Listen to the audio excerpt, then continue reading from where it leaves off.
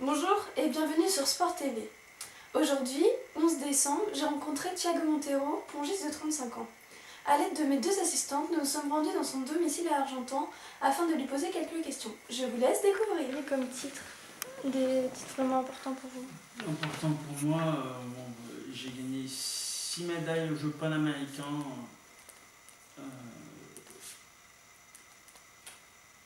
Alors je vous explique, les Jeux panaméricains, ils se réalisent tous les 4 ans aussi, et l'année qui précède les JO. Donc c'est comme la grande compétition pour nous, préparatoire pour les JO. Donc c'est très important pour nous Brésiliens. Donc j'ai gagné de ces 6 médailles-là, il y a 3 d'or, une en argent et 2 en bronze. Je suis actuellement double champion de la Coupe latine, 3 fois champion du Brésil en simple. Tout ça c'est la Coupe latine et le championnat du Brésil, c'est ensemble. Comment préparez-vous vos compétitions? Voilà, ça dépend ça dépend finalement de la quantité de temps qu'on a pour préparer. Plus pour réduire un peu l'explication, plus loin on est, plus on travaille, c'est plutôt de quantité, plus de répétitions et plus on approche, on essaye de travailler des situations de match, on réduit un peu, on focalise plus vers la qualité des entraînements et on travaille plus sur les situations de jeu bien spécifiques. Parfois, quand on connaît les adversaires, on connaît les principaux adversaires, on arrive même à faire des exercices ou des entraînements pour simuler un peu ce qui va se passer en match contre certains adversaires. Par exemple, les Jeux panaméricains, comme on connaît la plupart des joueurs qui sont au niveau direct, on va dire, on arrive à faire des séances d'entraînement pour travailler une situation que pour rencontrer sur ces matchs-là. Bon, c'est vrai qu'il y a les championnats du monde, on focalise plus sur nous-mêmes, d'être au milieu de notre forme, parce qu'il y en a tellement qu'on ne peut pas choisir de se préparer contre un joueur spécifique ou deux. Donc c'est à peu près ça. Combien d'heures d'entraînement faites-vous par semaine? Par semaine, alors normalement, un joueur de mon niveau, il doit être aux alentours de 25 à 30 heures par semaine. Moi, en ce moment, je suis à moins d'heures que ça, puisque dans le passé, j'ai une blessure au poignet, donc je peux plus trop, m'entraîner comme avant, on va dire. Donc, un joueur de niveau, c'est 25 à 30 heures par semaine, selon les périodes de compétition. Mais moi, je suis plutôt aux alentours de 18 à 20 heures par semaine aujourd'hui. Est-ce que vous faites un test de VO2 max?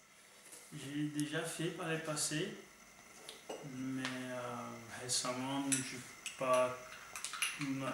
Non, récemment, non, je me souviens même plus trop de tête combien j'avais fait à l'époque. Je devais avoir 18-19 ans la première fois, la deuxième fois aux alentours de 25-26 ans. Et je ne me souviens plus trop des résultats. C'est vrai qu'en les étapes, comme c'est un sport qui est un peu petit, on va dire, et d'où je viens, je suis brésilien d'origine, donc c'est un petit sport.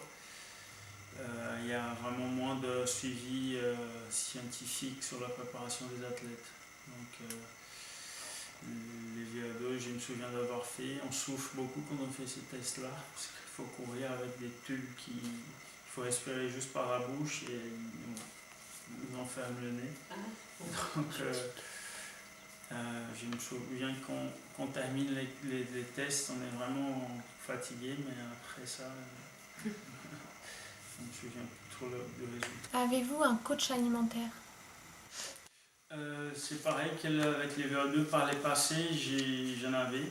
De temps en temps, quand j'ai sens les besoins de changer, d'apprendre des choses différentes, je vais voir un. Ce qui se passe, c'est que ce qu'on voit, c'est qu'il y a certains aliments qui sont bien connus, qui sont bons pour la santé, etc. Mais il y en a d'autres qui sont assez... c'est-à-dire que, par exemple, l'œuf, il y a des périodes, des gens qui disent qu'il c'est pas bien, qu'il y a trop de cholestérol, qu'il y a ceci, qu'il y a cela. Et il y en a d'autres qui utilisent plus. Donc il y a des choses qui à peu près qui changent au long du temps. Je ne sais pas comment expliquer, mais donc quand je sens que j'ai besoin d'apprendre quelque chose d'autre, je vais voir un spécialiste. Et pour cette partie-là, je dirais que je prends en compte deux choses, c'est-à-dire que tout ce que j'aime, je vais pas, il y a des choses qui, si on me dit de manger par exemple des brocolis, j'ai un peu du mal, même si c'est très bon pour la santé, il y a certaines choses que je vais pas forcément manger, même si c'est bien. Mais aussi, qu'est-ce que je peux trouver par ici dans ma vie de tous les jours. Parce que je vais voir quelqu'un au Brésil par exemple, il me dit il faut manger ça, ça et ça, mais si je viens ici, je ne trouve pas. Donc c'est vraiment de... Donc on essaye de faire en sorte que ça soit ce qu'il me dit de manger, ça soit dans ma réalité, que je puisse vraiment utiliser. Et pareil, la dernière fois que j'ai vu un diététicien, c'était il y a 3 ans. Donc j'ai toujours dans ma cuisine la liste. J'achète des bouquins souvent parce que c'est quelque chose qui m'intéresse. Mais ils ont aussi que je laisse à peu près 10% de tout ce que je mange pour manger des choses qui me font plaisir. Un petit trait pour le chocolat et pour... ouais, c'est plutôt le chocolat. Donc je laisse un petit espace dans ma diététique pour sortir un peu. Quelle est votre alimentation avant, pendant et après l'effort? Bon, avant, déjà j'essaye de manger avec un temps d'avant pour pouvoir digérer. Avant, on favorise toujours les sucres lents, histoire d'avoir de l'énergie. Donc moi j'ai pour habitude de manger tout ce qui est carbohydrates, sucre lent, à peu près 2 heures avant. Donc du pain, des pâtes, riz. Pendant l'effort, j'aime pas trop avoir la sensation d'être lourd. Donc je mange des fruits, notamment des bananes. Parfois je suis un peu hypoglycémique et donc parfois j'ai besoin de manger un petit carré de chocolat histoire d'avoir du sucre toujours dans le sang. Et bon, après je fais des repas normaux, c'est-à-dire que si c'est un repas, genre je joue le soir et j'ai un dîner, je mange un morceau de viande, un peu de sucre lent à nouveau et des légumes. C'est à peu près, je change pas beaucoup que d'habitude après l'effort. Buvez-vous beaucoup? Moi j'essaye, alors je ne sais pas à nouveau vous dire combien je bois par jour. Je dirais entre 4 à 5 litres d'eau au moins. Sauf que moi, je ne sais pas s'il y a beaucoup de sportifs qui font ça. C'est assez particulier parfois parce qu'il y a toute une science qui dit qu'il faut boire beaucoup, etc. Mais après, il y a la sensation de chacun. Moi, je déteste boire pendant les matchs, par exemple, parce que j'ai la sensation d'être lourd et j'arrive pas à jouer comme il faut. Moi, je bois beaucoup, mais en dehors de l'entraînement. À l'entraînement, ça va encore, mais je bois beaucoup, mais au long de la journée. J'aime pas boire de grandes quantités à la fois. Je ne me sens pas très confortable. Je dirais entre 4 et 5 litres par jour. Quel aliment évitez-vous de manger? J'essaye d'éviter tout ce qui est un peu industrialisé. Je ne sais pas si. C'est-à-dire que je favorise tout ce qui est naturel, des fruits, des légumes, tout ce qui est trop gras, tout ce qui est trop gras, trop sucré, trop salé.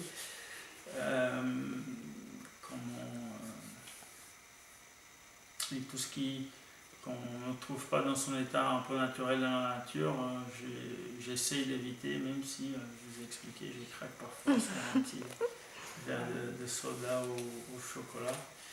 Voilà, il faut toujours rester le plus naturel possible. Voilà. Utilisez-vous des produits tels que les barres énergétiques ou des boissons énergisantes?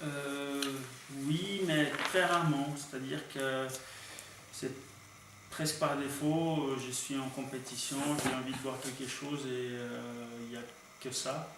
Ou sinon, par exemple, des barres énergétiques, quand je pars dans des pays que je ne connais pas trop la nourriture, ou je ne sais pas comment sont les facilités, je prends toujours des barres de céréales, des barres de protéines ou des barres de carbohydrates avec moi, histoire d'assurer le coup et de ne pas manger quelque chose de trop différent. Parce que, mine de rien, si on va dans un pays genre asiatique, par exemple, la nourriture c'est complètement différente.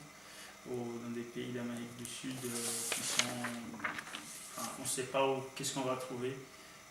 C'est vraiment dommage d'avoir un problème à cause de la nourriture. Donc, moi j'essaye toujours de ramener quelque chose à manger avec moi. Et les boissons, de temps en temps, quand je suis en période vraiment d'entraînement intensif ou que je suis vraiment fatigué, j'utilise des boissons énergétiques. Mais sinon, j'aime pas trop. Je préfère, par exemple, si je vais dans un tournoi je vais dans un bar acheter quelque chose à boire, s'il y a, je prends. Mais j'ai pas trop de patience pour. J'ai des amis qui ramènent leur poudre et qui font la préparation. Moi, j'ai pas trop de patience pour faire tout ça. Donc, je préfère ne pas m'habituer à faire ça dans la vie de tous les jours. Quand je sais qu'en compétition, je ne vais pas le faire. Et, déjà laisser mon corps habitué à ce que j'ai fait normalement et sans ajouter des extras. Quelles sont les conséquences de votre sport?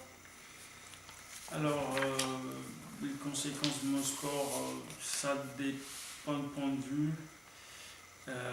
Si on aborde les sujets de la diététique, la nourriture, comme on essaye de parler là, donc c'est comme je vois, hein, pour moi c'est quelque chose de positif puisqu'on est presque obligé de manger sans tout le temps pour pouvoir être performant. Même si je connais des athlètes qui sont très performants, sont très bons et qui ne font pas plus que ça attention à la nourriture. Donc en fait, dans ces moments, pour moi, dans ma vie de tous les jours, c'est positif. J'ai une hygiène de vie qui est compatible avec les sports. Donc on sait tous que l'alimentation elle est très importante, pas seulement pour les sportifs, mais pour tout le monde. Après, ça m'oblige aussi d'apprendre, de savoir ce que je fais. Parce que j'aime pas juste faire comme les gens me disent, c'est-à-dire que si j'ai un diététicien qui me dise et que je mange sans savoir pourquoi, j'aime pas trop ces systèmes-là. J'aime bien comprendre ce qui se passe et pourquoi je fais ce que je fais. Donc après, j'y suis un peu partager. Je trouve que c'est très très important dans la vie d'un sportif, mais il y a des bonnes choses à manger aussi qui ne sont pas toujours très saines, mais que ça fait partie. On ne peut pas toujours être vraiment parfait dans tous les domaines. Sinon, disons qu'on pour être un sportif très performant, on a besoin de faire énormément de choses bien. Au bout d'un moment, on sera fatigué de faire tout ça. Ça devient plus un poids à porter qu'un plaisir. Donc, que l'alimentation c'est important, c'est une vérité, mais il faudrait laisser un petit espace, on va dire 10% pour moi, c'est suffisant pour sortir un peu de la règle. Je sais qu'il y a d'autres sportifs qui mangent sain tous les jours dans la semaine, ils laissent une journée pour manger n'importe quoi, n'importe comment. Moi je préfère faire par exemple au moins les 3 repas principaux vraiment bien, et on fera de temps en temps dans la journée, tous les jours, un petit carré de chocolat.